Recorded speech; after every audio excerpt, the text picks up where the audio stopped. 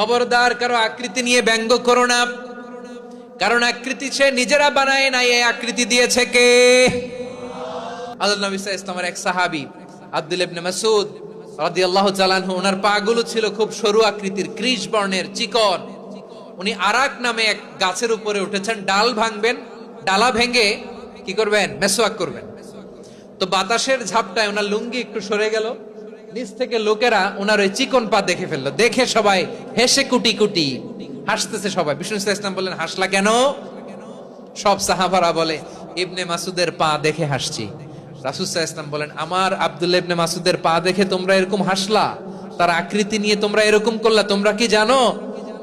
ওয়াল্লাযী নাফসি বিয়াদিহি, সেই সত্তার শপথ যার হাতে আমার আত্মা, লাহুমা আসকালু ফিল মিজানি মিন উহুদ, আমার ইবনে মাসুদের পা দুইটা যদি মিজানের পাল্লায় কিয়ামতের দিন উঠিয়ে দেওয়া হয়, উহুদ পাহাড়ের চেয়ে বেশি ভারী হয়ে যাবে।